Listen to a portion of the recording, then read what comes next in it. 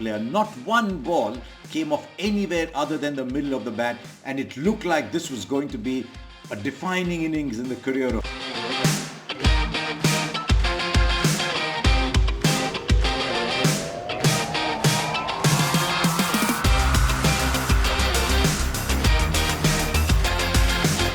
Welcome to a very special, a very happy Unlimited Cricket with Harsha. Brought to you in association with IndusInd Bank, global partners of the ICC Men's T20 Cricket World Cup. And what joy it was to be there. One of the great T20 World Cup finals you will see. And you can see I've still got my tan through being out in the sun, hair all over the place, but I wouldn't change that for anything else because it was just simply so special to be there. And it was a great game of cricket, not just from India. You can get a bit carried away looking at it from an Indian perspective. It was a great game that South Africa, in a manner of speaking, should have won when they needed 30 of 30 with 6 wickets in hand. But we'll get to that. How did it start? It was always going to be a battle of nerves. And very early on, the young Marco Jansen, I just thought he cracked a little bit. 3 volleys. And Virat Kohli dispatched them for 3 boundaries. Not charging down, not throwing his bat at the ball, but in the Virat Kohli style that we've got to know. Through cover, through square leg, straight down, coming behind the ball in beautiful shape. This was the Virat Kohli that we've got so used to seeing. Then Rohit Sharma hits 2 fours and India are galloping away. Then the first twist.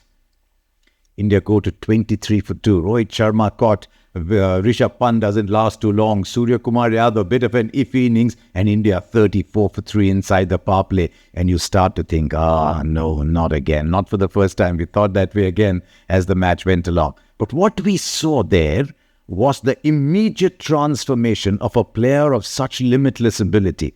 Suddenly, now Virat Kohli is in one-day mode. He's building an innings because he realizes India cannot lose any wicket here, and he's got to take the innings deep. He had a wonderful ally in India's man for all seasons. Quietly, Akshar Patel has been one of the big stars for India. And his aggressive instincts, his aggressive stroke play, 47 of 31 balls was absolutely critical, not just because it provided body, it provided mass to the innings, but because it allowed Virat Kohli to play that way, the way that India wanted him to play. Yeah, I know it was a slightly dozy, slightly lazy return from Akshar Patel, but sometimes we allow the end to overshadow what came before. That innings was an absolutely critical innings, as was the one from Shivam Dube that followed. Now, Shivam Dube was picked in this side to go and demolish spin, but I saw a different side to Shivam Dube. So often he came in when India had lost an extra wicket and he held his nerve. Then a couple of sixes came. And then Virat Kohli broke free in that over against Kagiso Rabada, taking India to 176. It was an interesting total, that 176. It was the highest total batting first in a T20 World Cup. But there was something Keshav Maharaj said right after the first innings. He said, batting is getting a little easier. So we thought, look, there's pressure of the final. It's an open game, but you'd rather be India at that stage. Few overs in, you want it to be India. Yes, there was that Arshdeep wicket, but what came before was a moment of absolute magic from Jasprit Bumrah. Slanting into the right-hander, swings away, pitches sort of middle, just around middle, and then goes and hits the top of off. It was the dream ball. To conjure that up on a day like this was just wow. He's bowling fantastic. I'm going to come back to him because there was a lot more to him.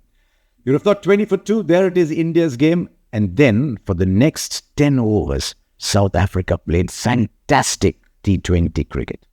First, Quinton de Kock and Tristan Stubbs. We've seen a lot of Quinton de Kock, but Tristan Stubbs, mark my words, is going to be a very special player. Not one ball came off anywhere other than the middle of the bat, and it looked like this was going to be a defining innings in the career of Tristan Stubbs, but you live by the sword and you die by the sword. And he gifted India that wicket. Oh, he was batting beautifully. But you know what? Heinrich Klaasen came in. 49 of 22 balls at one stage. Some of the shots that he hit, standing where he is, just maybe wait even a little on the back foot, hitting straight, hitting over cover. Wow, Quinton de Kock coming out and playing a few shots. That game was South Africa's. Even after Quinton de Kock had got out because David Miller was batting well. 30 of 30. You'll have to win it from there. Then Rohit Sharma throws the ball back to Bumrah. And see what happens in the overs that followed. 4, 4, 2, 4, 8. 2 from Bumrah, 2 from Hardik Pandya, 1 from Arshdeep Singh. I was so happy to see Hardik Pandya do well. I think we've all been a little unkind to Hardik Pandya, but when the occasion demanded it, he said, I want to be there. That's a great quality in cricketers. Arshdeep came and bowled a magnificent over. But takes the wicket of Marco Jansen just when needed, stems the tide. At that point, when South Africa are running away with it, there is no bowler in white ball cricket at the moment who is on the same page as Jasprit Bumrah.